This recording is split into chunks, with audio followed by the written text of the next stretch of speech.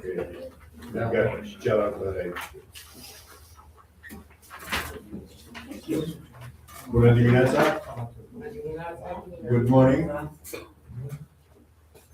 Everyone have in your conference folder a translation like this, in Romanian and Spanish. Cada uno tiene la carpeta de la conferencia la traducción. Din motive medicale, vă rog să-mi permită să stau jos și să vă urez bine ați venit la conferința pe care o organizăm anual.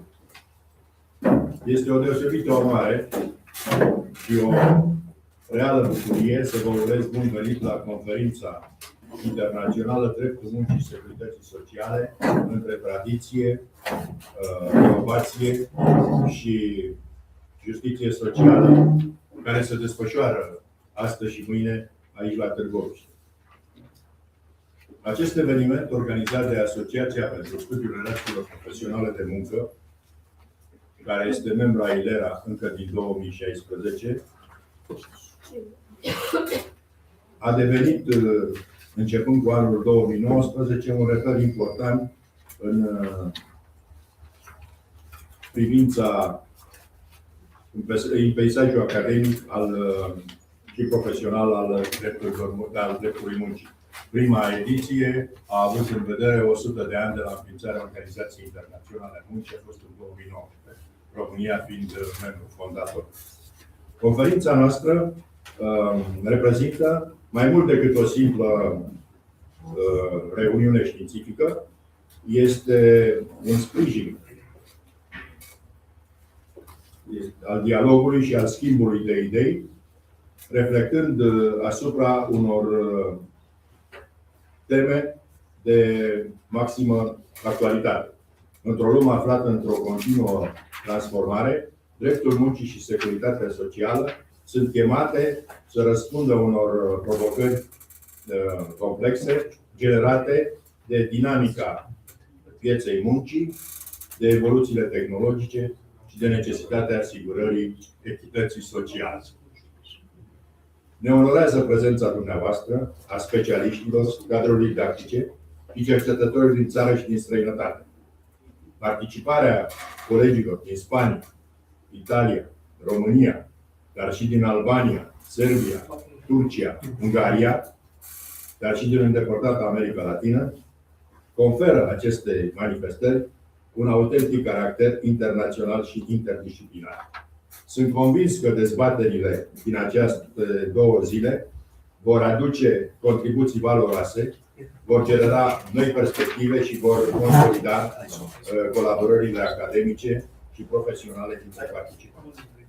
În același timp, ne bucurăm că acest eveniment oferă oaspeților acestui eveniment oportunitatea de a descoperi frumusețea și istoria orașului nostru Târgoviște, fostă capitală domnească, un loc încărcat de tradiție și identitate culturală.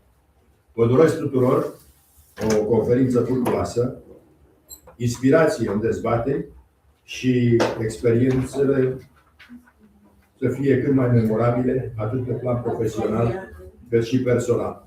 Declar deschise lucrările Conferinței Internaționale Dreptul Muncii și Securității Sociale între tradiție, inovație și echitate socială. Vă mulțumesc încă o dată că ați venit.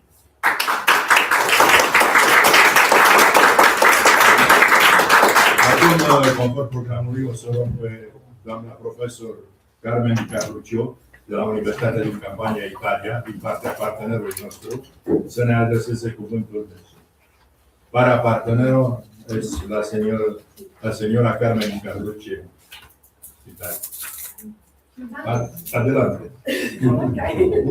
It's a pleasure and an honor to bring the institutional greeting of the Department of Law of the University of Campania Luigi Vanvitelli to this international conference. I would like to thank the Association for the Study of Professional Labor Relations for the invitation and for the scientific commitment that made this possible, together with the partner universities involved. I warmly thank Professor Danton for welcoming me as an honorary member of the association and for a long time friendship. This conference addresses themes that are central to contemporary labor law, the transformation of work, the challenges posed by technological innovation, and the needs to ensure fairness, dignity, and social justice in increasingly complex labor markets. These are not only academic questions, there are structural use for our societies, and they require interdisciplinary dialogue and international cooperation, exactly the kind of dialogue that this conference promotes. In this spirit, I am particularly pleased to highlight the collaboration established between our department and the Association for the Study of Professional Labor Relations. This partnership is framed within the research project Spartacus, which investigates how innovation and public policies shape employment dynamics, distributive outcomes, and territorial disparities, with a specific focus on Italy and the sud of the Italy. The convention we are seeing opens the structured space for joint research, comparative analysis, dissemination, and third mission activities on the topic of shared scientific relevance. The organization of work and the quality of employment in health service, the social sustainability of a product process, the protection of vulnerable groups, the impact of technological innovation on organization model and labor relations. Our collaboration is designed to be concrete and generative. The organization of this conference represented the first major joint initiative. We see this as a beginning of a long-term scientific partnership capable of contributing to a deeper understanding of labor transformation and to development of policy tools to promote inclusion, sustainability, and justice. I wish all participants fruitful discussions and a stimulating exchange of ideas. I'm confident that the reflections emerging from this conference will enrich our common research agenda and strengthen the key between our institutions. Thank you, and I wish you all an excellent conference.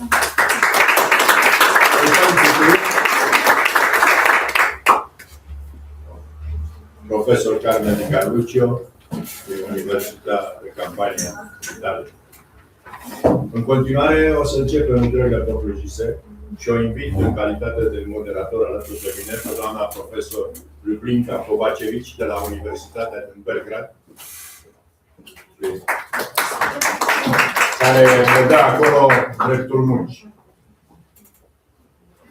Și pentru a face o trecere între doi profesori plecați ai universităților noastre din Balcani, o să rog pe doamna profesor Ana Claudia Marcăș de la Universitatea București, reputată specialistă în dreptul muncii și securității sociale, să ne prezinte comunicarea. Mulțumesc!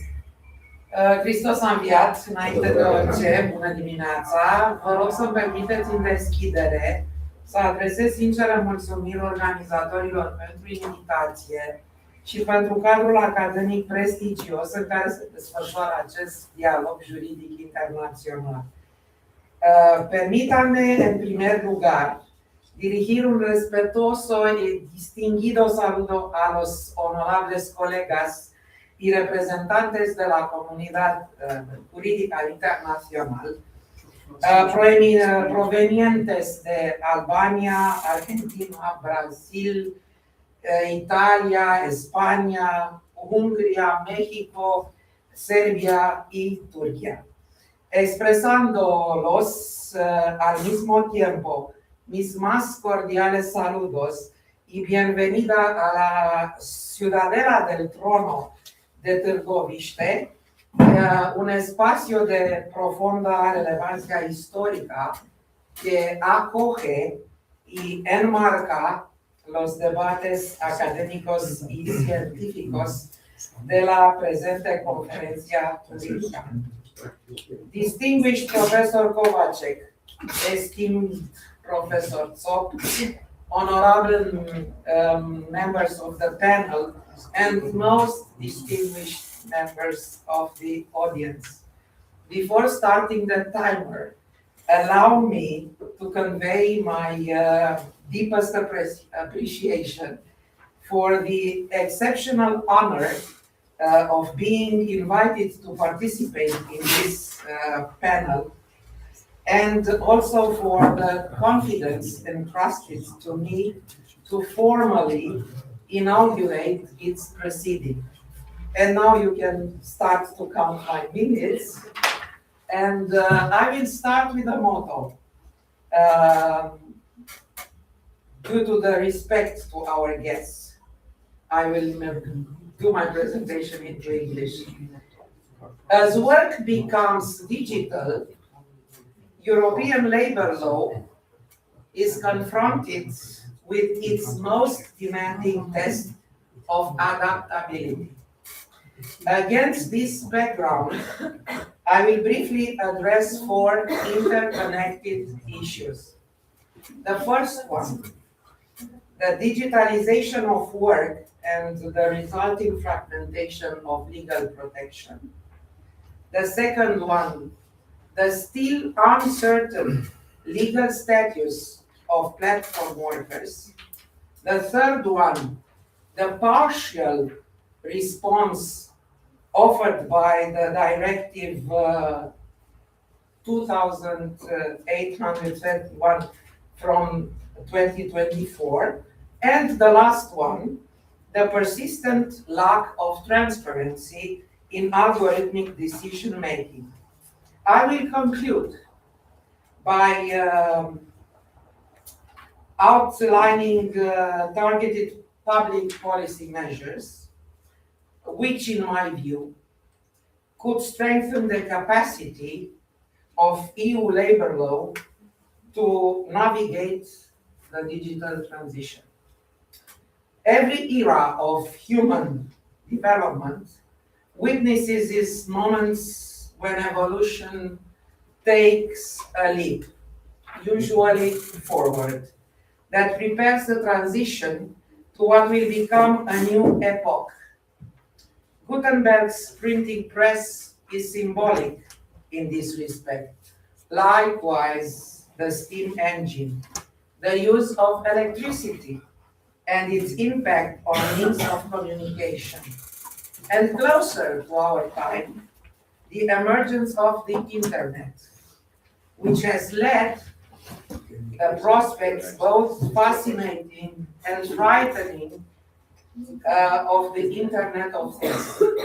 And of course, the most recent creations of the human mind, the digitalization and the artificial intelligence. The list of examples is far too big, exhaustive. Moreover, each of these moments may also be regarded as a source of crisis, insofar as the respective discoveries and inventions have also generated leaps backwards through their disruptive, even destructive use.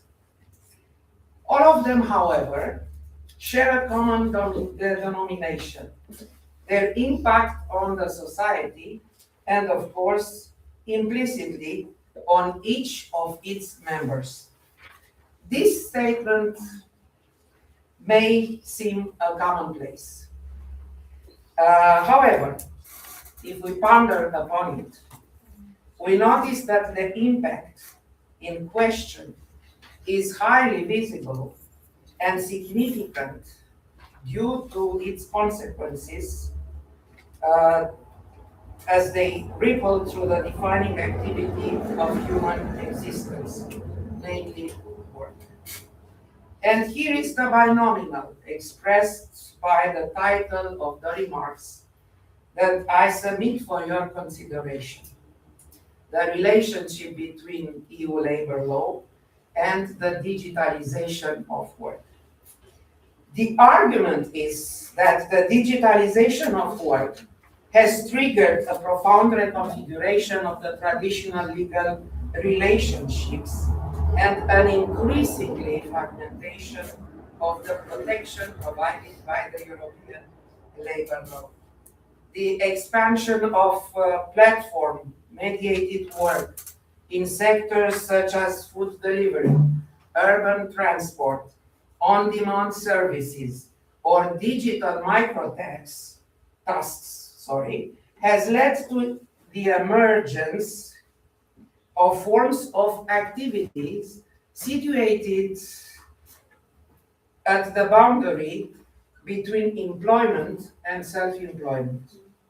Although these forms of work are often promoted as offering flexibility and autonomy, in practice they are characterized by contractual instability, fluctuating incomes, and a reduced level of social security. A defining element of platform work is the organization of the activity by algorithmic systems rather than by a human employer. It is platforms that decide access to work, applicable tariffs, performance evaluation methods, and in many cases, the criteria of retaining or excluding, even firing workers. This technologically mediated form of control essentially reproduces the functions specific to the traditional employment relationship. What is missing, however, is the assumption of the correspondent legal responsibilities. Think about ride-hailing platforms. Drivers are formally qualified and classified as independent workers, yet they are subject to strict rules concerning optimal routes, order acceptance, or customer ratings. Courts in several member states have found this degree of control incompatible with genuine independence and have reclassified such relationships as employment relationships. These judicial solutions highlight the limits of formal contractual qualification and demonstrate how digitalization can circumvent traditional mechanisms of legal protection, thereby fragmenting the enforcement of workers' rights. The fragmentation described above adds to a central gap in European labor law, namely the uncertainty regarding the legal status of platform workers. The absence of harmonized criteria for qualifying the legal relationship has triggered different and divergent approaches. In some countries, emphasis has been placed on the formal autonomy of workers who have been treated as independent service providers, even where economic dependence on the platform was evident. In other legal systems, courts have adopted a substantive approach examining the reality of the employment relationship beyond contractual labels. This diversity of solutions has led to a situation in which workers operating under similar conditions benefit from different levels of protection depending on the member states where they work. Example, in 2021, Spain, for instance, adopted the so-called Riders Law, which presumptively classifies delivery platform couriers as employees, anticipating the solution later enshrined by the European legislation. This intervention expanded social protection and significantly reduced disputes regarding workers' rights and legal status. In Italy, courts recognized the existence of subordinate or para-subordinate employment relationships in the case of platform couriers, based on the algorithmic organization of the work. This contributed to shaping a functional interpretation of subordination consistent with European public policy objectives on workers' protection. Against the backdrop of digital transition, another structural gap in European labor law concerns the insufficient regulation of algorithmic management. These systems influence essential aspects of work, such as tasks allocation, dynamic remuneration, or account suspension. The problem is that workers are often deprived of clear information about how algorithms operate and lack effective mechanisms to challenge automated decisions. A frequent example is the automatic deactivation of worker accounts based on algorithmic scores following customer complaints or an insufficient number of accepted orders, or in the absence of a transparent procedure. Such decisions are perceived as arbitrary and may lead to immediate loss of income. The transparency deficit limits workers' right to defense and creates a structural imbalance of power that cannot be remedied by traditional labor law instruments that are designed in principle for interpersonal rather than algorithmic relations. The directive on improving working conditions in platform works. It's an important step in adapting the EU labor legislation to the realities of the digital economy. The first and most important public policy priority of it was to clarify and harmonize the criteria for qualifying the employment relationships in the context of digital platform work. The directive addresses also the issue by establishing a presumption of an employment relationship when the platform exercises control and direction, thereby shifting the burden of proof onto platforms. From a public policy perspective, the priority is not merely the formal transposition of this presumption, but to ensure the effective and uniform implementation at national level, including by strengthening the capacity of labor authorities and courts to assess the reality of the legal relationship.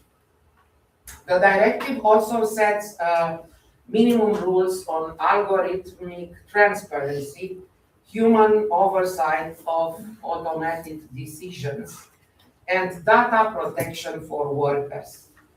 These provisions aim to limit the negative effects of algorithmic management and restore a degree of balance between platforms and workers. A second major public priority concerns the regulation of algorithmic management of work. European public policies must seek to establish clear principles of transparency so that the use of artificial intelligence does not lead to indirect forms of discrimination or arbitrariness. The automatic deactivation of worker accounts in the ride-hailing example or delivery sectors based on algorithmic scores has been frequently challenged before national courts, highlighting the lack of a right to explanation and meaningful redress.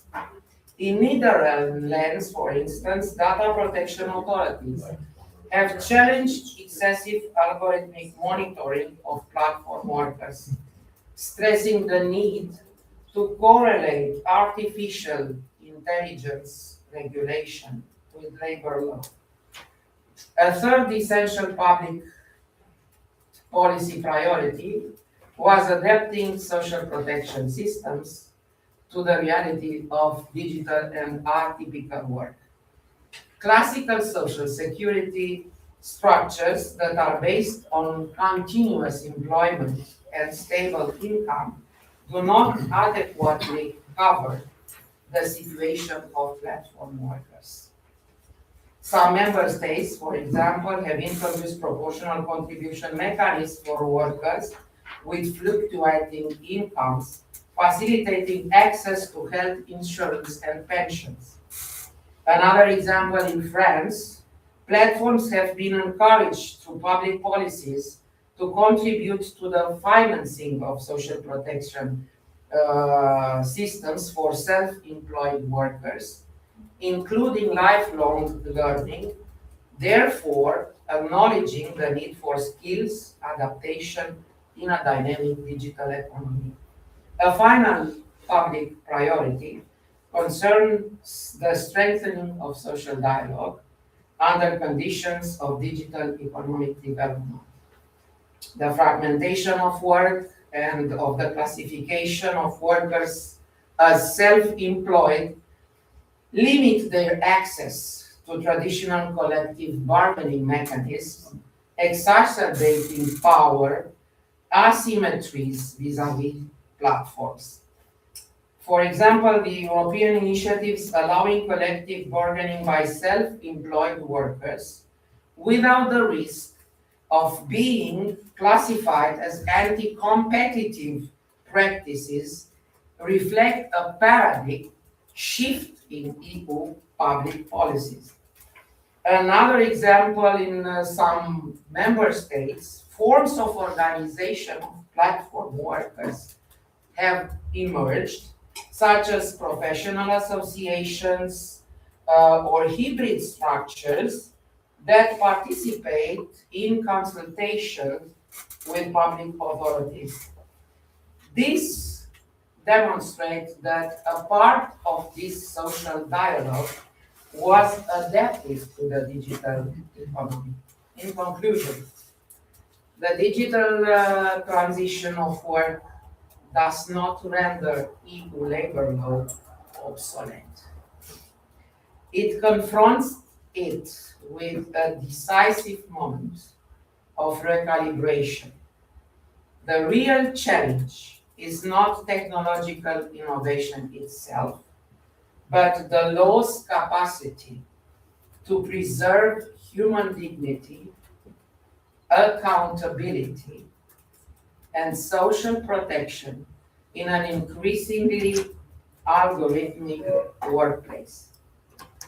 Whether EU labor law will merely adapt at the margins or reaffirm its normative core will ultimately depend on our from other South Asian countries.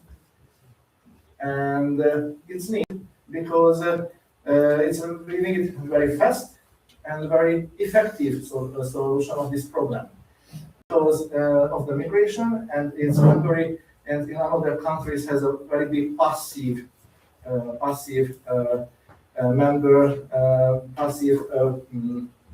part of the labor market, and we cannot take these passive people very fast to the labor market because of under-educated people or take minorities, for example, and we cannot take from another place to the right place. And that's why that it's manufacturing use Chinese and Philippines workers from Philippines, for example. And another ways, these workers more cheap, like domestic workers. And I need to pay just the minimum wage for these people. And thereby it's a new tendency. I know many examples that hiring the South Asian workers, the domestic workers show how the process, teach everything about the job. After it, the domestic workers fired, and just they stay just the migrant workers in these companies, and like a hand worker and low value worker. And what's mean that the people who live from social benefits don't motivate, because I don't want to go to the labor market because this sufficient people take my job, sorry, and I have never have a place in these things. And another way, because we take every person to the labor market. It's not one example that come from Philippines, from a chemistry, pharmacist, working like hand worker.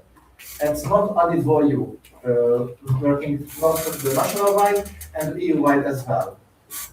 And I think maybe that's where I will show that how can solve this problem, that maybe the talent pool system, the new system, maybe take better, that the migrant worker, right person to the right place, and get more added value to the EU context and national-wide context of the economy.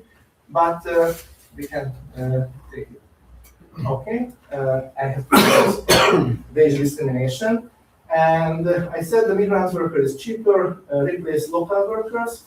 And another way, the collective bargaining context, because these people never be a member of the trade union, never get the never high strength of the trade union.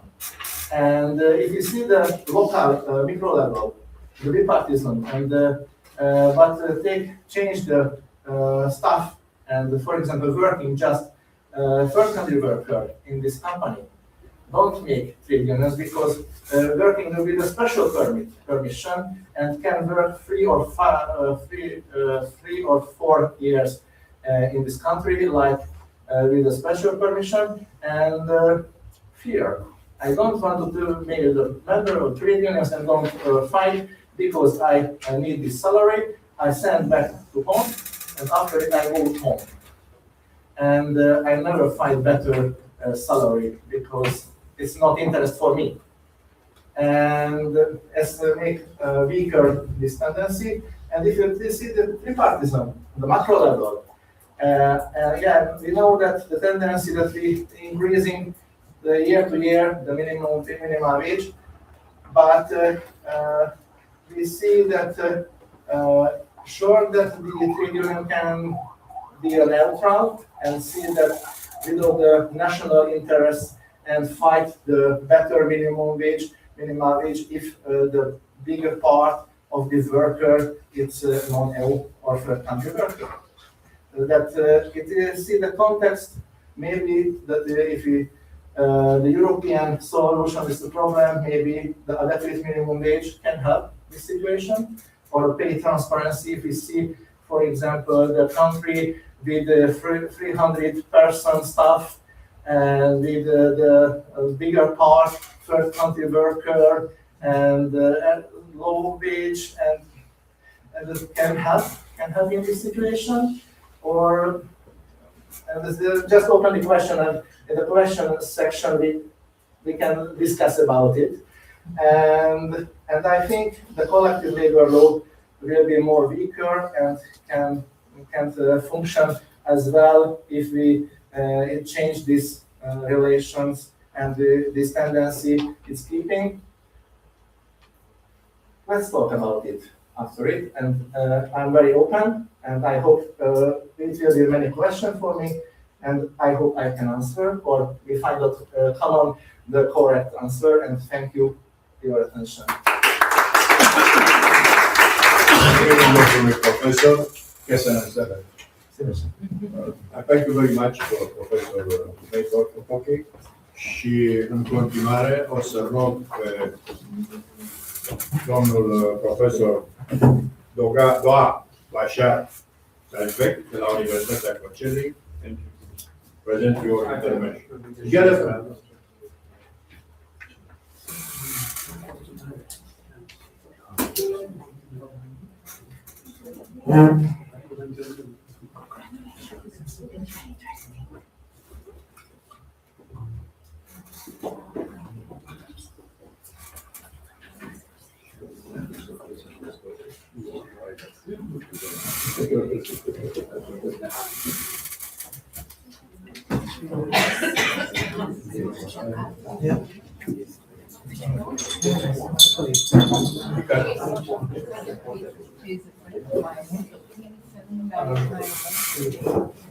Hello, dear colleagues. My name is Bashar Saipek. I'm from Kocaeli University, Turkey.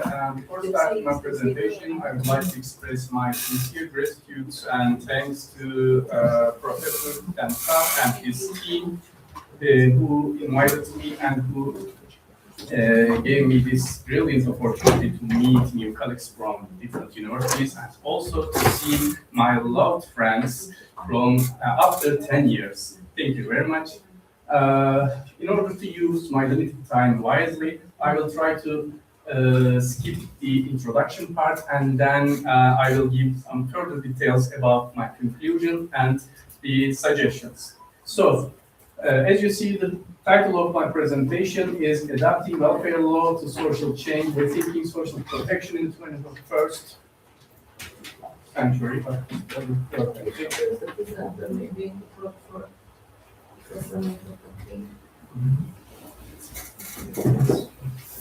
I can press the button directly if you like.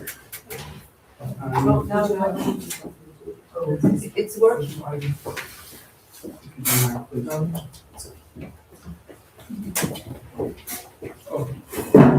Okay. So, starting with the purpose of my presentation, it has three main axes in general.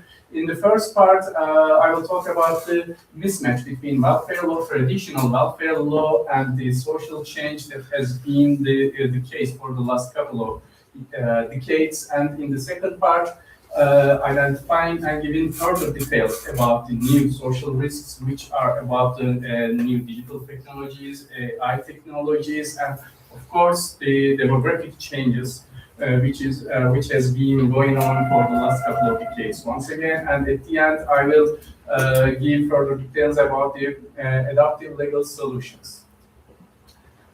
Starting with the key arguments or assumptions, again, our study is based on three main axes. The first one is the assumption or the suggestion that the welfare law in its traditional way is now outdated and it doesn't give proper responses to the new challenges, new transformations, especially going on in the labor market. Secondly, traditional and classical employment-based models are now insufficient in order to provide a proper and comprehensive social protection for those especially who are employed in irregular and new types of work jobs. And at the end, of course, in the light of these explanations, a legal reform is a necessity rather than being an option right now. So, traditional welfare law, I will not give so much detail about it because I am sure everyone knows it very well. So, to skip it with just one sentence, I must say that the traditional welfare law was based on stable and full-time employment, also the male breadwinner model. But today's world is quite different than this one. So we reorganized the whole traditional welfare law accordingly to the new developments in the labor market. Just the next one. Yeah. So, as I said, there are some serious limitations of traditional model right now. The first one is the slow legal adaptation. We must reorganize, regulate the existing welfare law according to the new transformations, new types of workers, new types of jobs, etc. Also, gender inequality, which I will not give further detail in this presentation, but maybe after the question and contribution part, we can talk about it all together. And as I said, exclusion of non-standard workers. These are the main challenges and the main limitations that the traditional welfare law face today. So what about the new social risks? As I said, everyone knows them very well, but in order to count them one by one to make a solid agreement, solid argument here, the first one is of course the digitalization and AI technologies. They reshape the work and create new inequalities. And secondly, of course, gig and platform work, which is closely interconnected between each other. And in the third part, we can see the migration and mobility, and at the end, of course, the very common problem of almost all welfare societies, aging population, which needs a more comprehensive and extensive care responsibilities or care services from the government. And this makes a huge pressure on social security systems. So, in the light of these new social risks, and of course, it is possible to add new ones to this list, but I try to talk about only the most prominent ones here. So, the main question is here: the welfare law has to adapt at the same pace as these challenges. Otherwise, what happens? Otherwise, a huge gap between legal frameworks and real-life conditions, which may cause a real social crisis, social protection crisis in welfare societies. So, speaking about the labor market transformation, it is also obvious and it is known very well by almost everyone in this room. We can talk about the flexible and precarious work, multiple employers or platforms, and in the light of these transformations, of course, the worker status and the definition of workers or the employment has been highly blurred right now, in fact, some workers or some employment types are now invisible by the welfare law. From the traditional perspective, they are invisible to the welfare law. So the more fragmented and flexible work becomes, the more urgent the need to expand the scope of welfare law. This summarizes the whole situation very well, I think. So, what about the challenges in social protection? In fact, I already told most of them. So, as a result of these transformations and as a result of the mismatch between the traditional welfare law and the new developments and transformations, especially in labor market, there is a limited coverage. Now, the coverage became less, and it's not sufficient enough to cover all the new types of workers, new types of employment, and new types of relations between employee and employer. So, as a result of this limited coverage, there is a fragmentation of rights, and in fact, the dual welfare systems where some individuals, some workers enjoy really generous and expensive protection, while other workers and individuals receive restrictive and conditional support. It is classified in some countries as the migrants and the local or the native ones, but in some countries, in some welfare societies, even the local ones, not the migrants, they face this dual welfare system and this type of welfare discrimination as well. So also there is also another point that I want you to look at. There are some tension points in both in the society in general, also in the labor market. The first one is flexibility versus legal certainty. As you know, sometimes there may be conflict between economic goals and political purposes and social purposes. We can see such a mistake, such a conflict between the economic efficiency and legal protection or social security. In short, flexibility is encouraged for economic efficiency and economic purposes, but it may reduce clarity and stability for legal protection in terms of social policy. There is also a similar tension between market efficiency and social justice, and also, of course, there is a very important and ongoing discussion for the last couple of decades, which is rights-based social protection or charity-based, assistance-based, whatever you call it. Sometimes religion-based, even the religion-based system social protection. These are the main tension points of the welfare societies face today. So resolving these tensions is essential for building sustainable welfare systems that can respond effectively to contemporary social risks. Otherwise, there may be a huge social crisis, social shocks, and limited coverage of social protection.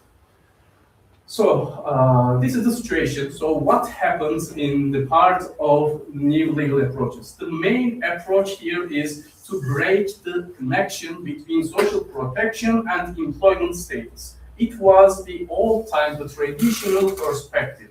But right now we have to break this connection and we have to find new ways of universal coverage. Universal scope, which started with the universal basic income and other minimum income schemes discussions. As you see, these are new developments which breaks the link between employment status and social protection. Because as we already know, there's a transformation going on at the labor markets right now, and everyone, every individual in the labor market do not have the same opportunities, same qualifications to reach the regular, stable, and classical type of employment. That makes them automatically out of social protection. This is why universal basic income and other similar social protection schemes came into the agenda in many welfare societies right now. Also, expansion of worker definition to include platform work, gig economy, self-employed workers, and temporary workers, etc. So we see an extension in the definition of worker, which goes beyond the traditional definition of worker right now. All of these, again, it is possible to add new ones to this list, of course, but the common point of all these developments is that all of these seek to provide income security beyond employment status. The ultimate purpose here is that to align legal legal frameworks with the realities of modern labor markets. We can skip here because I will not talk about the gender dimension because it may take another 10 minutes, but our time is limited, as you know. I give you my time to that. Thank you so much. But I'm not prepared for this right now, logically. So I will continue with the role of law right now. So what about the role of law, the labor law and the social security law and other specific social protection law? So it is for sure, it is a very useful and effective tool for social inclusion. It is the best way to include socially all people without, regardless their employment status, based on sometimes the citizenship ties or based on just being the member of that society, even if that person is not a legal citizen, but just a member of a society. So, secondly, thanks to law and thanks to well-functioning law, how can I say? Thanks to well-functioning social protection or social welfare law, it is possible to prevent structural inequality. Therefore, we can say that law is the tool for promoting equality and social justice. But of course, the situation on the contrary is also possible if there is no well-functioning social protection law in a country. Also, maybe the most important part, there is an urgent need to regulate the welfare law in order to cover the new and digital risks. It is crucially important to prevent new forms of discrimination. As we can see in its traditional and classical way, it is not fully ready or completely ready to cover these new types of discrimination. This is why we call that there is an urgent need to re-establish or regulate the existing welfare law. So law can either reinforce existing inequalities or help to reduce them as the summary. So at the end, the conclusion and suggestion of my presentation is that we started with the mismatch, the mismatch between traditional legal frameworks and contemporary social realities, and we said that this mismatch creates new forms of inequality and exclusion, which is not easy to address with the traditional welfare law in its existing situation. So this is why we say that reform is legally necessary, not an option. It is not an option, but a necessity. So welfare law must evolve to expand, first of all, its scope, redefine key concepts such as worker or new types of working, and as the third one, integrate overlooked areas such as care work, which is the gender dimension of the social protection. So reforms must be guided by the principles of course, equality, human dignity, and inclusivity. As the last words, the transformation must be built on three main axes. The first one is preserving the historical values or welfare systems. Secondly, embracing technological and social innovation. And as the third one, strengthening the universal social justice. Thank you so much, and especially thank you so much. I thank you, Professor Doa, for your interesting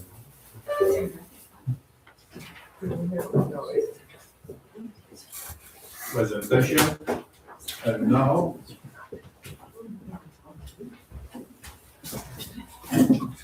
and now I have a pleasure to ask dear Professor Danzo to present his presentation.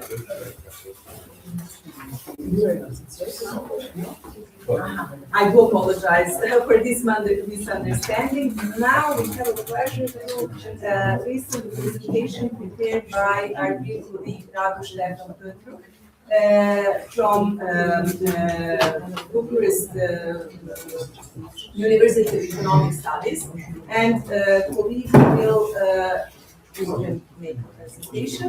We'll talk about trade union representation of workers in the context of digitalization of work. So, dear colleague, the floor is yours. Good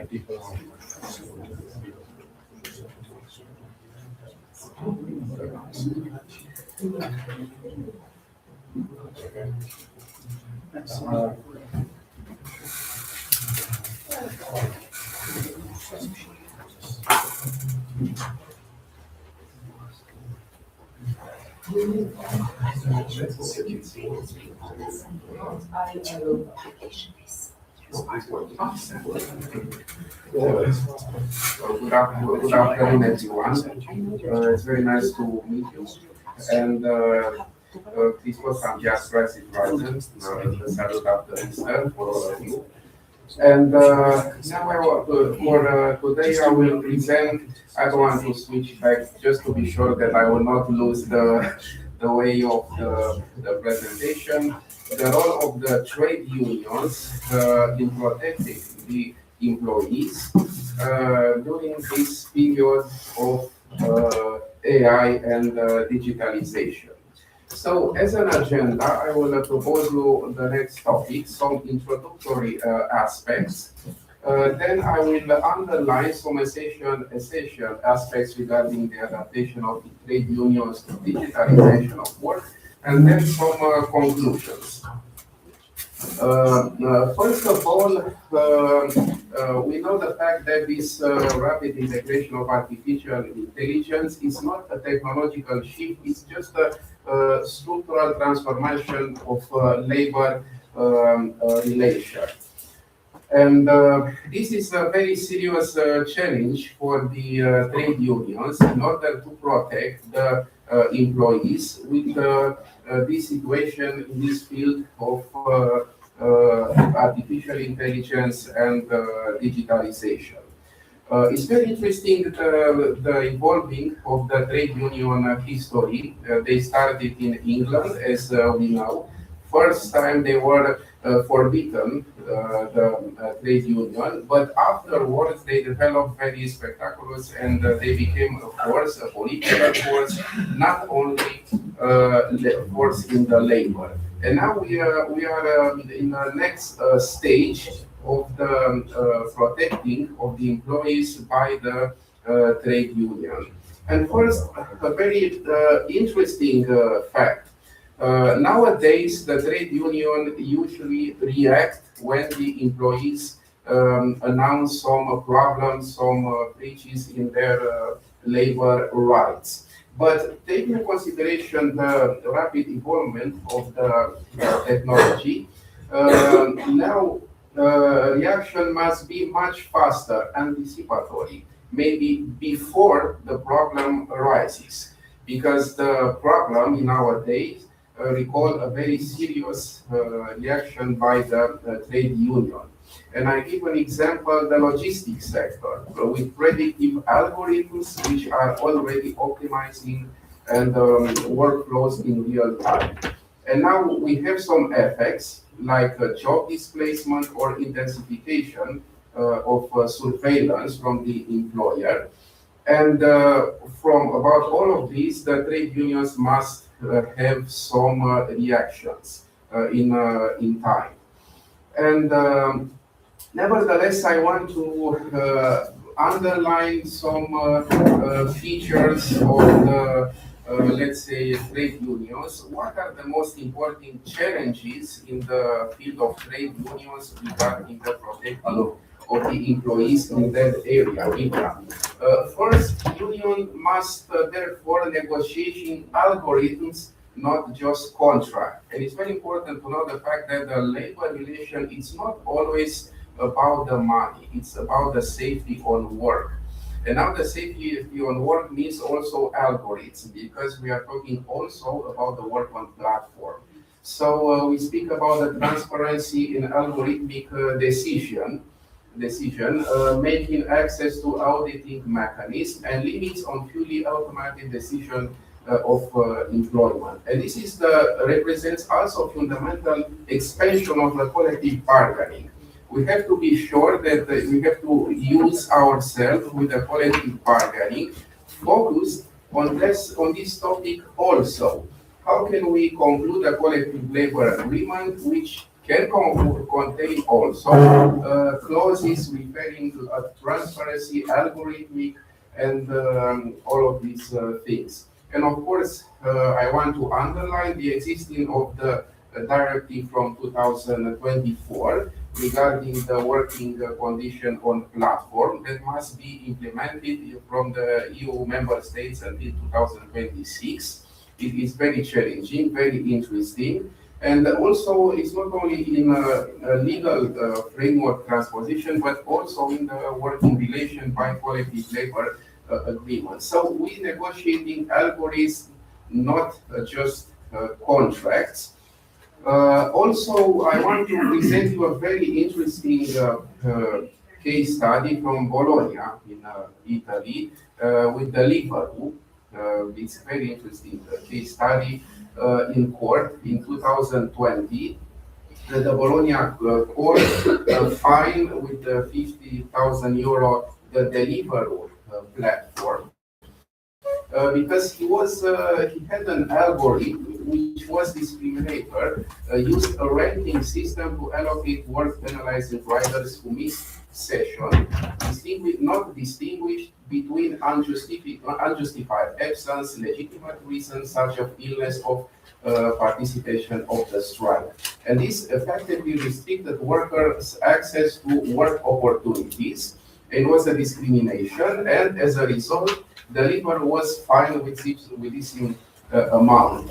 Very interesting, the fact that the trade union must be prepared to protect the employees in such case studies. When an employee which is employed at the Libero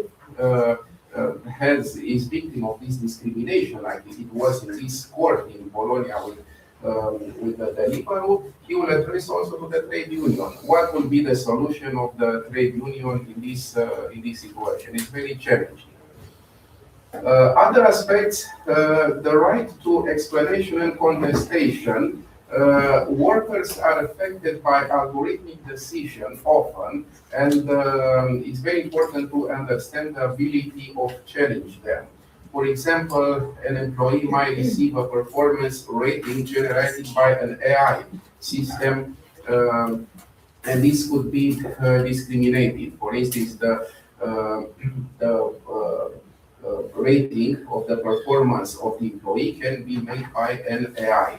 So what happens if the employee says that it's not correct, this is not a very good system, he can address also to the trade union. But the trade unions are prepared now to fight with these new technologies. Let's hope, yes, I don't see, let's say, a trade union representative in the room. Maybe they will read our presentation and will try to find a solution, but it's very challenging for them also in the field of collective labor agreement. Also, it's very important, meaningful reskilling and lifelong learning. This lifelong learning is not just metaphoric, it's a condition for having a very short place of work. And also, it's very important the fact that the trade unions must be prepared for facing this new challenging by using themselves the methods of lifelong learning. And that means dedicated training budgets, pay time for education programs aligned with future job profiles. And this will create the premise, the fact that the technological change does not simply lead to exclusion. We can use it in our purpose to help us, but for this we have to be prepared to, let's say that we can be friends with this new technology. Also, it's very important data protection and limits to digital surveillance. And this is another aspect. The trade unions must therefore advocate for strict limits on data collection, clear rules on data usage, and prohibition of invasive scoring system. For instance, as a result of implementation of GDPR regulation in Romania, the employer has not the right to surveillance with video camera in every situation. But a lot of trade member unions doesn't know this, and they ask us. Our employer wants to put in our office starting tomorrow cameras. It is legal? No, it's not legal. But you have to know why it's not legal and what measure can be taken prior to those cameras. And this is very challenging because now we have other, let's say, important facts like scoring systems. So we have to be prepared, and trade union must be prepared to face these challenges which are rising for these new methods of surveillance. Also, we have a digital transformation of union themselves. This is very important fact.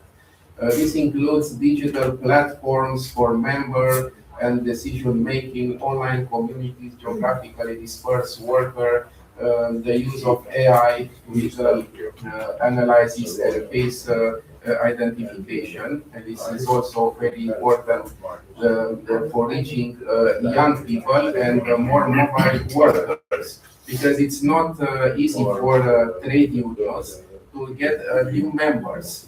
So you can arrive to a new members by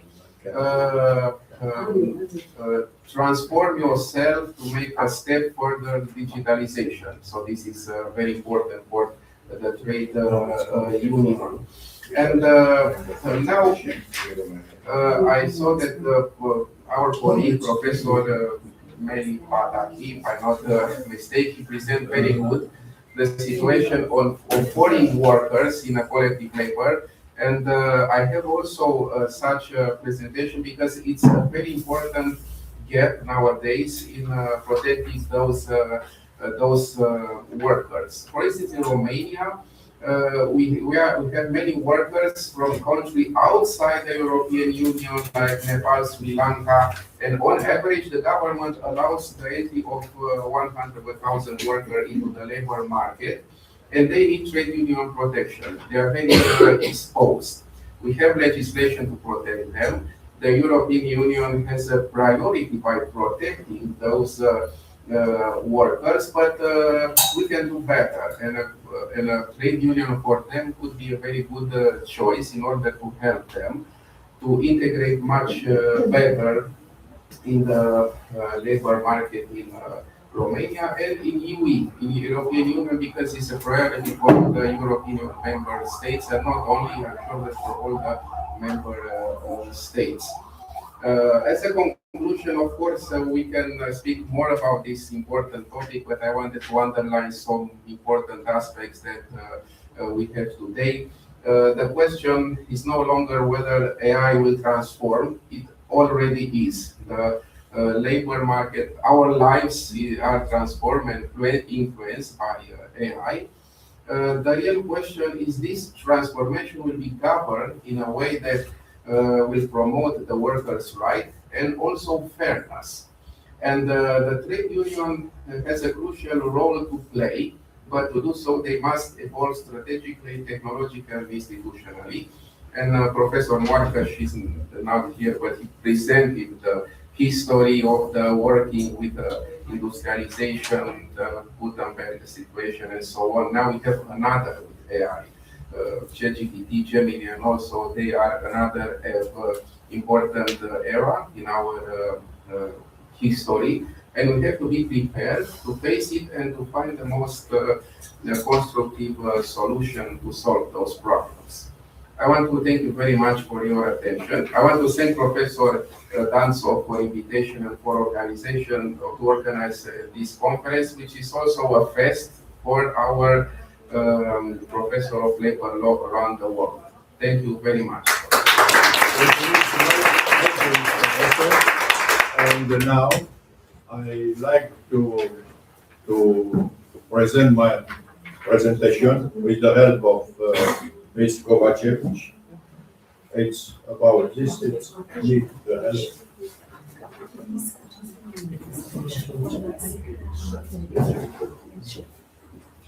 Need the help.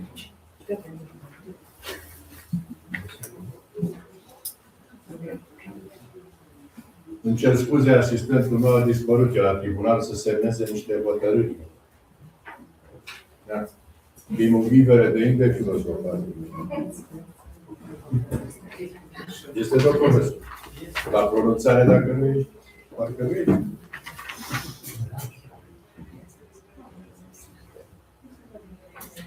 O să prezint în românește, însă o să vedeți că aveți și ideile principale în engleză. I speak Romanian, but it's presented the principal idea in English. Tema privește necesitatea unui cadru juridic adecvat privind reglementările utilizării inteligenței artificiale la locul de muncă. Multe dintre aceste aspecte s-au spus în prima intervenție a doamnei profesor Ana Claudia Moarcaș, pe care și eu am citat-o de mai multe ori aici. De asemenea, și ceilalți care au prezentat au atins anumite chestiuni Și de aceea vreau să merg foarte repede, să vă prezint în primul rând contextul general. Deci piața muncii este evident că este într-o continuă transformare. Și această transformare este influențată de digitalizare și automatizare, de globalizările economice și de crizele sociale. Eu am dat exemplu aici COVID, însă astăzi știm că avem și criza economică legată de războiul din strâmtoarea Ormuz și criza climatică.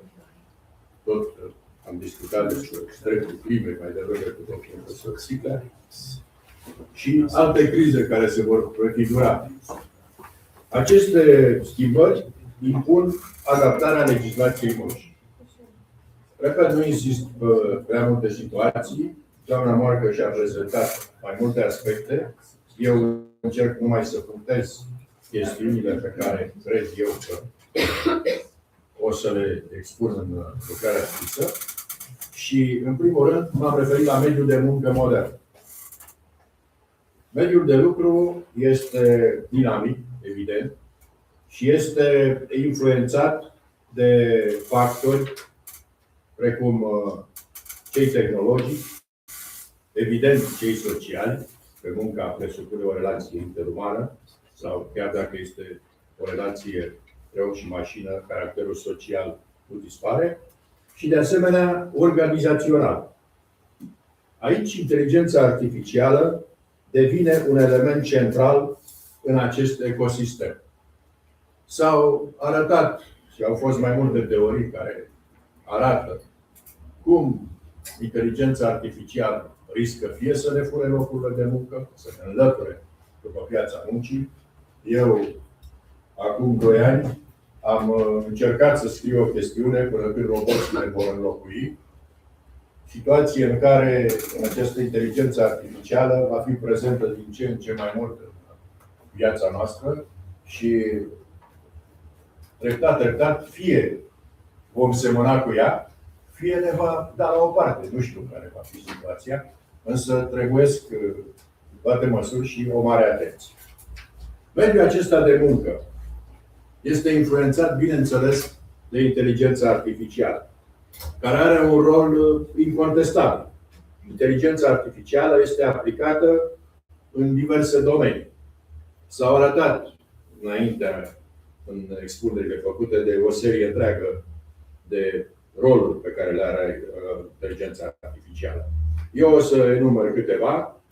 Deci, recrutare și selecție. Este evident că scrierea CV-urilor va fi apanajul inteligenței artificiale, dacă nu chiar selecția în sine. Ceea ce va face ca părerea subiectivă să primeze, sau prejudecățile, să primeze în alegerea potențialilor salariați. De asemenea, evaluarea performanței. Aici deja sunt discuții ample, pentru că angajatorul, așa cum știm, fixează criteriile de performanță prin regulamentul intern în regulă și dacă lasă pe seama inteligenței artificiale, ar putea să nu fie tocmai oportun sau în consonanță cu mediul său de lucru. Supravegherea angajaților. Domnul profesor Pătru s-a referit anterior la acest lucru. Această monitorizare a angajaților care a creat multe dispute și a dat naștere unei adevărate practici a Curții Europene de Justiție, dar și în dreptul nostru intern, este evident că ea trebuie corelată și să existe acea idee sau acea proporționalitate. Și desigur să nu fie posibil un alt mod și cât de cât să nu fie așa de invaziv. Pentru că nu putem supraveghea în zonele care presupun, de exemplu, intimitatea salariatului, la vestiar, la toaletă sau în alte chestiuni. Este de-a dreptul de neconceput. Și, în fine, gestionarea riscurilor. Aici, la gestionarea riscurilor, un rol important revine sănătății și securității muncă. De regulă, noi, în practica internă aici, ne rezumam numai la semnarea acelei fișe de instruire a muncii, semnai și erai deja cunoscător a ceea ce se poate întâmpla la locul de muncă. Acum, aceste riscuri vor fi mult mai atent monitorizate de inteligența artificială, care ne va bombarda cu chestionare pe cei care lucrăm în activități mai deosebite, despre a răspunde, să vadă nivelul de pregătire. Asta se preconizează, s-a elaborat deja de Ministerul Muncii, multe chestionare care vor fi lansate către angajatori. Deși oferă eficiență, inteligența artificială ridică și provocări etice. Practic, eu consider că este cea mai mare provocare. Adică inovarea trebuie să țină seama de etică.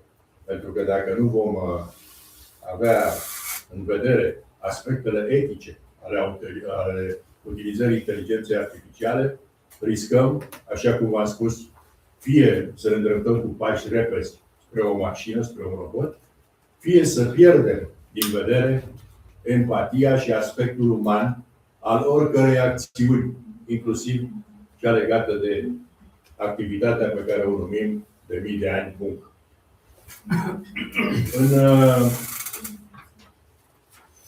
acest sens, despre deciziile automatizate a vorbit doamna profesor Marcăș anterior, însă vreau să mai subliniez numai că algoritmii, care s-a făcut vorbire în mai toate intervențiile, influențează, evident, accesul la locul de muncă, am vorbit de recrutare și selecție, promovarea profesională.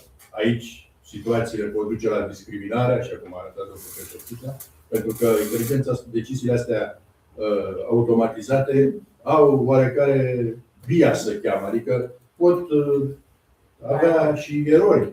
De exemplu, ați văzut la Claude și ChatGPT-ul ăla, care halucinează. De exemplu, dă niște răspunsuri sunt practic de neconceput. Practic am văzut într-un articol pe care l-a trimis una dintre studentele doctorande aici, că avea 100% folosirea inteligenței artificiale. Și n-am crezut. Și am verificat bibliografia. La o notă de subsol am găsit un autor și o operă și am verificat întâi autorul, urmă opera, urmă dacă sunt chestii similare și nu l-am găsit. Practic, mașinăria care a făcut lucrarea a halucinat și a luat un nume de autor și o operă de la alt autor. De exemplu, eu m-am găsit ca Țopdorul în citări. O lucrare din 2014 pe care eu n-am scris. Sau Verigrădeanu nu e și Verigrădeanu, e A Verigrădeanu, tocmai ca să păcălească plagiatul și să ajungem la situația asta. Și de-aia vă spun că și la promovarea profesională putem să avem surprize de genul ăsta. Și, în fine, distribuția resurselor, care este cel mai important aspect al perioadei pe care o traversăm de plină criză. Acești algoritmi, aceste decizii, aș vrea să spun bazate pe algoritmi, acești algoritmi nu sunt neutri. Și așa cum încerc să subliniez, pot exista prejudecăți anterioare. Aici ar fi nevoie de echitate algoritmică. Sunt mai multe definiții ale echității, inclusiv a echității algoritmice. Nu există numai o singură definiție. Dar toate au în vedere paritatea demografică. Acel discriminare de gen de care s-a vorbit aici. De asemenea, egalitatea de șanse este, în dreptul nostru intern, este pe cale să se implementeze, este un proiect de lege privind transparența salarială a egalității de șanse între femei și bărbați. Și de asemenea, în ultimul rând, o corectitudine predicativă, cum ar fi în privința timpului de muncă, pentru că trebuie să știe, sau altor aspecte legate de executarea în sine a contractului de muncă. Și în privința metodelor de evaluare, echitatea aceasta algoritmică implică indicatori statistici și va apare alături de statistică, cred, o altă disciplină, dateologia, adică o știință care va arăta cum să grupăm, cum să colectăm și cum să folosim datele. Auditul algoritmic, se vorbește din ce în ce mai mult de acest lucru. Este o situație greu de realizat. Vă dați seama, avem creatorul de software, operatorul, beneficiarul, toți ăștia trebuie practic monitorizați de auditul ăsta de algoritm. Nu știu în ce măsură va reuși să acopere toată situația. Și în fine, cel mai important lucru pentru noi juriștii, evaluarea impactului asupra drepturilor fundamentale ale omului. Acest lucru necesită o abordare interdisciplinară. Este evident că dreptul muncii nu se știe suficient sine însăși fără a fi în conexiune cu celelalte ramuri de drept și mai ales cu drepturile fundamentale ale omului. Ca limite și riscuri, am găsit niște probleme majore, s-a discutat aici, o să le enumăr numai, opacitatea algoritmului, acel black box, care le limitează în aprecierea importanței sale și, desigur, de aici, lipsa transparenței. Astăzi este la modă să peste tot unde auzim, transparență și așa mai departe în relațiile de muncă. Practic, reconfigurarea dreptului muncii are în vedere această transparență cât mai accentuată. Și, în fine, ceea ce a spus domnul profesor Țicla, discriminarea indirectă pe care o poate crea. Și de aici nu mai e decât un pas pentru un conflict între eficiență și echitate. Ceea ce interesează în acest ecosistem al folosirii inteligenței artificiale la un mediu de muncă sănătos este protecția vieții private. Inteligența artificială poate duce la o supraveghere excesivă. S-au dat exemple aici de monitorizarea aceea excesivă. Sunt multe situații prezentate de Curtea Europeană de Justiție, cum ar fi utilizarea muncitorilor spanioli care plecau la un loc de muncă mobil și erau urmăriți pe GPS. De asemenea, și angajatorii noștri folosesc această metodă de a-și urmări angajații sau alte metode care îmi arată de câte ori ating mouse-ul, dacă sunt prezent la lucru pe platformă, în fața unui calculator sau nu. De asemenea, și analiza comportamentului. Pentru că, așa cum am spus, sunt multe diferențe între aplicarea inteligenței astea artificiale și modul în care un funcționar de modă veche de la resurse umane rezolvă situații. Și mai avem o problemă. Protecția datelor, care impune transparență, proporționalitate, așa cum am arătat, și mai ales dreptul la intervenție umană. Fără acest drept la intervenție umană, care să fie primordial față de modul în care inteligența artificială înțelege să ne ofere protecția vieții noastre private, îl consider de mare importanță în raport cu inteligența artificială. Aici s-ar pune problema și securității angajaților. S-a discutat despre prevenirea riscurilor și mai ales a celor psihosociale, de optimizarea muncii și mai ales despre efectele negative, de tehnostres, care din ce în ce mai mult utilizat, de burnout, care o doctorandă a domnului profesor Țicla are o temă bine despre această epuizare la locul de muncă și poate crea și anxietate, sentimentul izolării față de colectiv, mai ales munca pe platforme, când nu-ți întâlnești colegii, abar n-ai cu cine ești coleg și nu ai cum socializa prea mult. Și, în fine, presiunea constantă. Pentru că, practic, eu am constatat că folosirea mijloacelor astea video atunci când a intervenit pandemia în predarea cursurilor, îmi lua mai mult timp decât dacă m-aș fi dus fizic. Că ba veneau 2-3 și să plecăm și noi, domn profesor, ba nu mai veneau. Deci era mult mai lejer, pe când aici nu mai puteam trebuia să rămân, că totul se înregistra. Aș mai fi discutat despre incluziunea digitală, despre formarea profesională continuă, însă o să trec direct la concluzii. Că lucrurile acestea sunt mai facile. Drept concluzii, cred că inteligența artificială oferă oportunități majore, dar și riscuri. Este necesar, după părerea mea, un cadru legal acest cadru legal trebuie conturat cu mare responsabilitate, nu așa să adoptăm, cum s-a făcut în ultima vreme în legislația noastră, prin cărțile pe care vi le-am oferit, o să vedeți că sunt un noian de acte normative. În domeniul dreptului muncii avem peste 40.000 și s-au mai adăugat anul trecut foarte multe, sunt două volume aproape, care nu fac decât să, în loc să întărească cadrul legislativ, fie să fragmenteze, fie să, mă rog, să facă inutil, cum ar fi hărțuirea locului de muncă sau da, metodologii, tot felul de scheme. Dar n-a lămurit până acum ce să facă angajatorul concret. Că să ceartă și acum, dacă să numească o comisie, dacă să numească un responsabil, sau chestii de-astea de... Trebuie să facă un registru, asta e obligatoriu cel puțin. Și care să-l cumpere de la inspecția muncii, să fie cineva care să aibă, să ia și niște bani pentru concediu. Și face și comisie, că așa scrie la... Păi și nu mai numește responsabil, că nu mai înțeleg. Și responsabil și Și comisie. dacă are 5 angajatori, Nu contează Sau de trei. mireasă. Legea nu distinge, ubilex. Ubilex. Așa va fi și cu transparența salarială. Să vedeți ce vor pune probleme oamenii, că la Va bani, fi mai complicat, dar nu. la bani e și mai rău. Bun. acum Termin imediat și trece la discuții. Mai am două chestii să vă spun. Deci protecția sporită a drepturilor fundamentale. Asta cred eu că este un punct nodal. Și echilibru între inovație și etică. Desigur, viitorul muncii va depinde de o reglementare cât de cât responsabilă. Vă mulțumesc.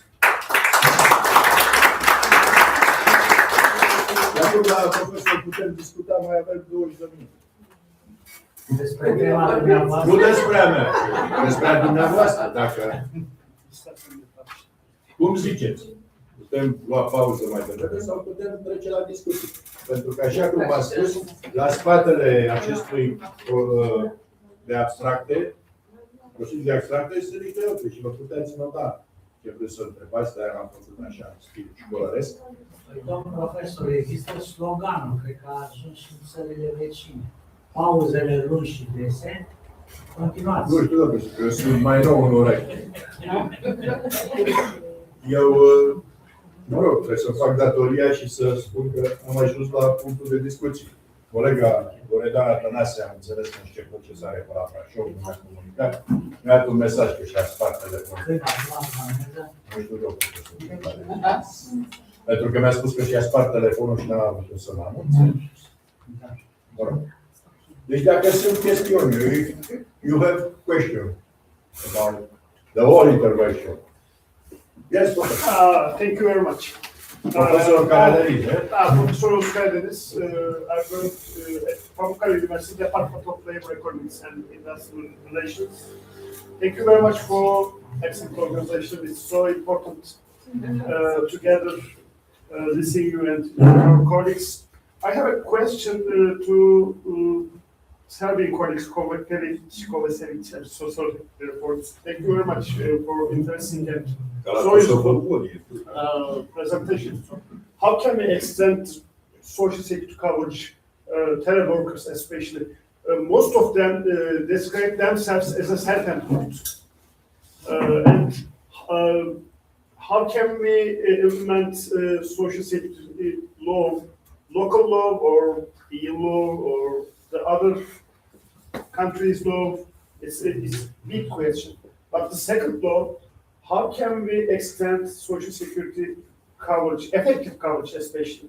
Most of them, for instance, in Turkey, digital nomads, and we estimate that the numbers reach 11,000. They live in Antalya near the sea, and they are working on computer. But they take their status as self-employed. They don't pay tax. They don't pay social security contribution. Even they are registered to tax office, or they have a debt, contribution debt, and they cannot use social security system effectively. They cannot benefit from health services or pension, and etc. In terms of the effective coverage and legal coverage, how can we extend social security for them? Thank you very much. Shall I answer immediately? May I complete the question if you allow me? I just want to know if in your country you have already adopted a regular framework for this kind of category, and if yes, please give us an example.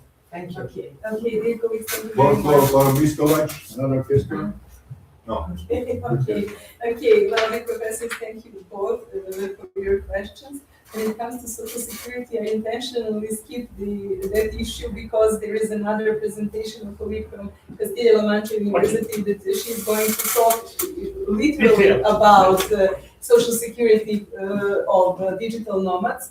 But when it comes to that issue that you asked, well, some of these workers are self-employed, some of them are employees actually. When it comes to both groups, but especially employees, of course, that is not just the issue of legal framework, but also the issue of collaboration between tax administrations or when it comes to mandatory social insurance from one state and another, and third and fourth. So it's a question of tax law and social security law, or somewhere in between.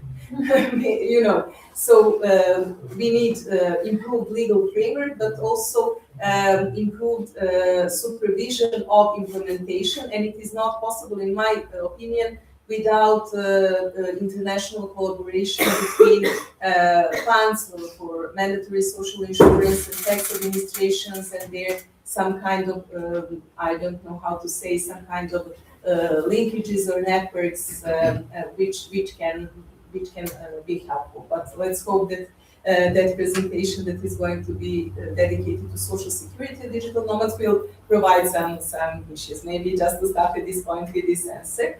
And dear Professor, thank you very much for your question. When it comes to the Republic of Serbia, we have many digital nomads in the Republic of Serbia, but you can presuppose that that large number is actually a consequence of the fact that we do not regulate that issue. They are regulated only partially in the tax law, but when it comes to labor law and social security law, these categories are not recognized. We do not have a regime of special visas. I know that in Romania, in Italy, in Spain, there are special visas. Yes, we don't have special visas. Of course, in some countries they're introduced in order to attract digital nomads because they're not unfair competition for domestic workers, and at the same time they're investing in the local economy since they're at least consumers.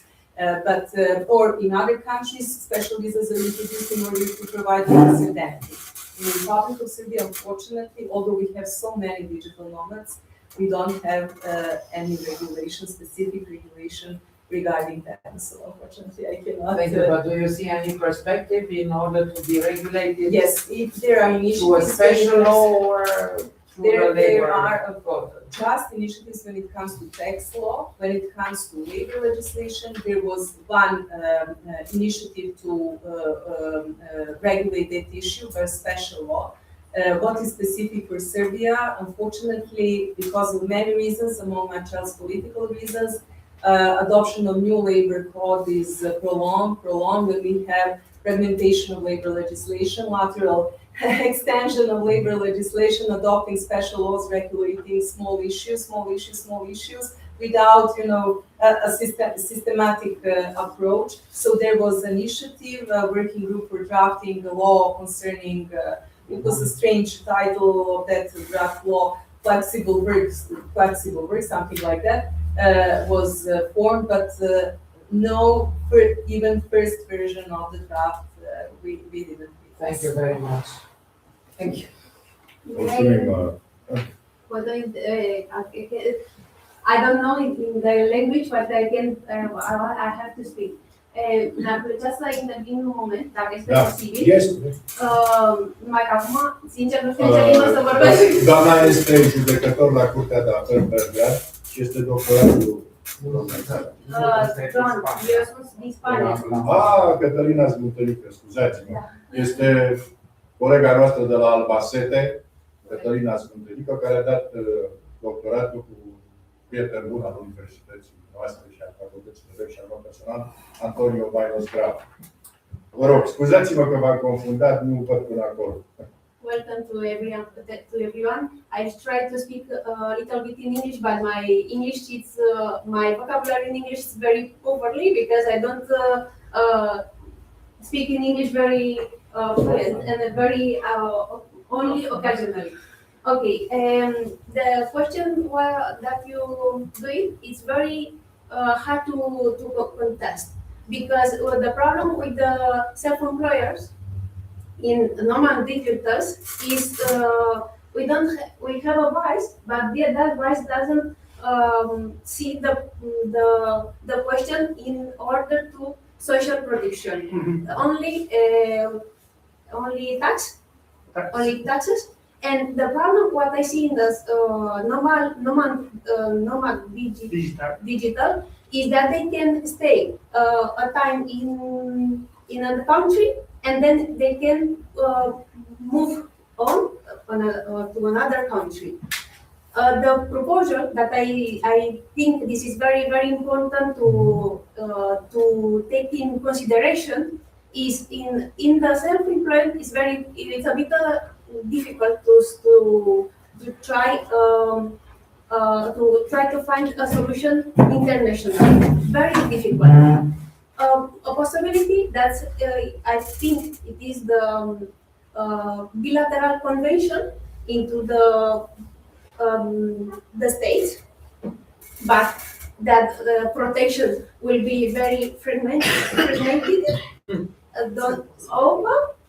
and I don't know. And when I think in social protection, I think in the long term, because pension effectively. Then with social health, when if that self-employment have, for example, an accident, who will pay that accident? Compensation. Yes, that is very difficult.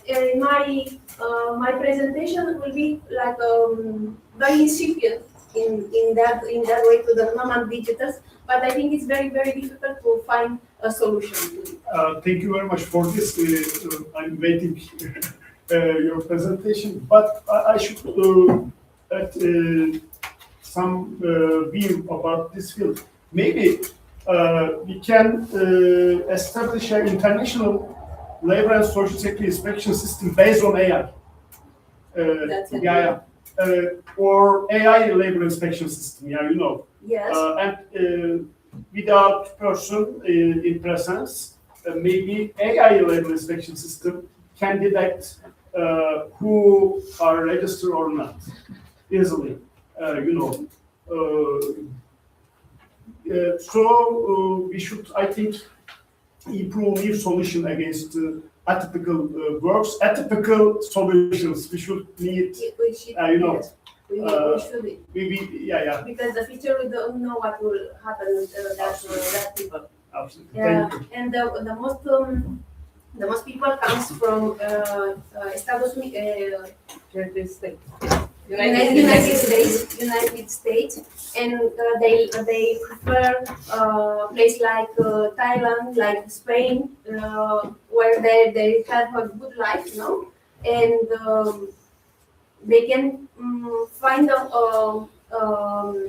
way to don't pay contributions taxes, to don't pay taxes that in that state. And in the future, not only in the future, if that person have an accident or have any problem,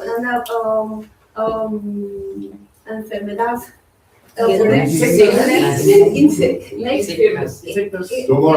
Tomorrow the Professor Navarro Sanchez Rodas, Universidad de Sevilla, has an intervention about this situation. About the regular. Okay, I'm waiting tomorrow. No, but if you En el panel español. allow Efendim me, I think- Karadeniz, Gaudurum espagnol. En effet, je peux parler français. D'accord. Je peux comprendre un peu. C'est possible. Karadeniz înseamnă în turcă, domn profesor, Marea Neagră. Asta e numele domnului profesor. Nu Marea Mediterană, Agdeniz, nu Marea Egea, Dalar Deniz, nu Marmara Deniz. Canadenist. Black Sea, my surname Black Sea, yes. Este mai se puțin Canadenist. urmez, așa că... Păi de la soare. If you allow me, I will try to give you an answer and at the same time to raise the questions that I wanted to raise it for my colleagues in the panel. You know the directive regarding the conditions on the platform? Yes. Try to answer to this question, which means that in order to benefit from all these social security rights, you should be presumed or you should have a labor relationship or a labor contract. And this status, the content of the labor contract, generate all the social security benefits. So, You refer to the self-employed? to all these atypical categories of Because workers. I don't think so self-employed coverage like that. The employee, yes. No, but all the I typical. have to say. Uber, take the example of Uber, for Yes, instance, is the yes, same thing. Yes, we have a coverage, and in Spain, the legislation in that way that try to make equivalence into. You see, it's like this, to presume or to make the Yes, but equivalence. it's a little bit difficult because the people, I refer to non-digitals because I think they are a special category. It's not, I don't assimilate to telework people. I don't assimilate that crossing el trabajo transfronterizo. I don't know the They are the same because that people can stay in that state 5 or 6 months, then they can try. That you should take it case by case, you know? I think They so, have some but it's very similarities, difficult. but It's very they difficult. are also very different, you know? But it's very interesting. The question that I wanted to raise to my colleagues is, due to all these discussions, to what extent do the current EU labor legislation enable the law to proactively shape the digital environment or transition of work, rather than provide a reactive legal framework? In my view, at this stage, the EU labor law is reactive to the reality. As you said, you see, it's not prepared for it. So that's why it's very difficult. We have to try the way to find a solution. Yeah, but we cannot do it without. A solution is the timeout. To have a coffee to extend the discussion. Thank you very much anyway. Everything is prepared for the coffee. Great. Avem pauză. Pauză, jumătate de oră. Ne luăm mai multe.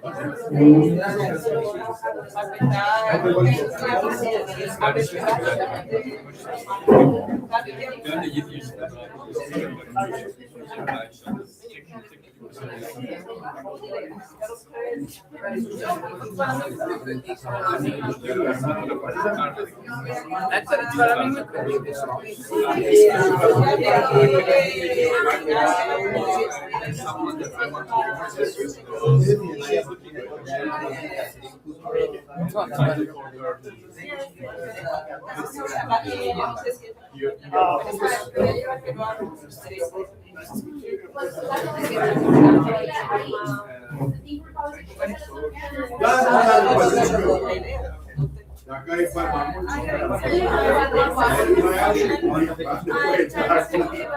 mulți, stai liniștit.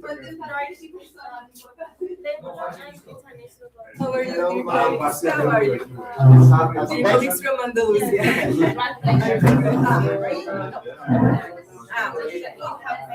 Short.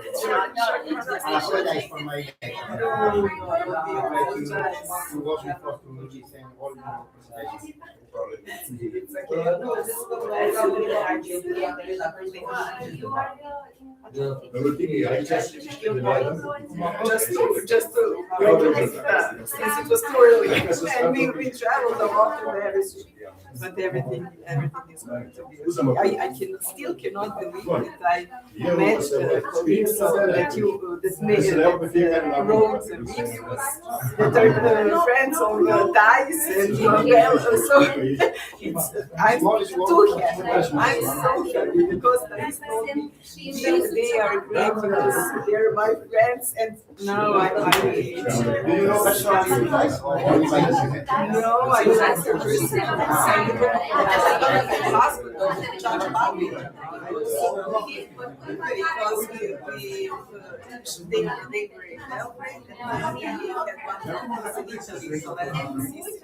so I know in person. Oh, that would be great.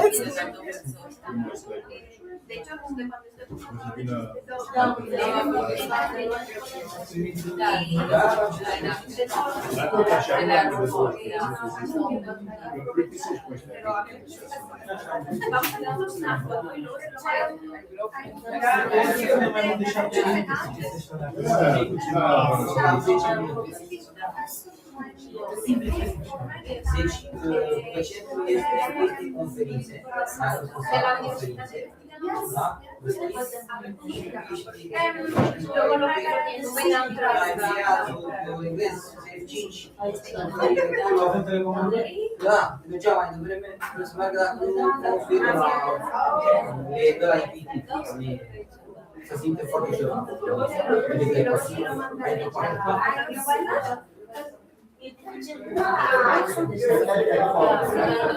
Ai zis că era și greu.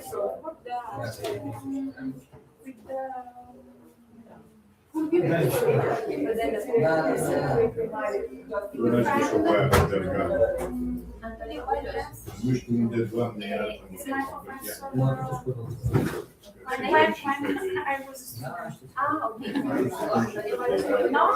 Eu știu că am dat de aici s-au făcut cofiloate astea, au și pare altă, nu se uită ce.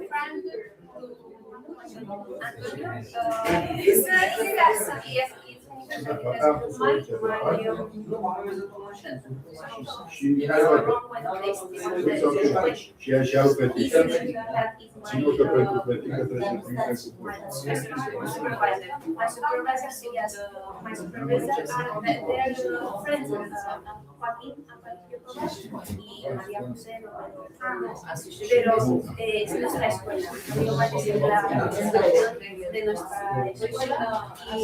Să pun o pauză ăla. Am primit două bucăți. Că la un moment dat toată lumea intra pe aceeași adresă de Wi-Fi și s-a întâlnit. Toată lumea intra pe ăla. Am intrat pe ăla. Era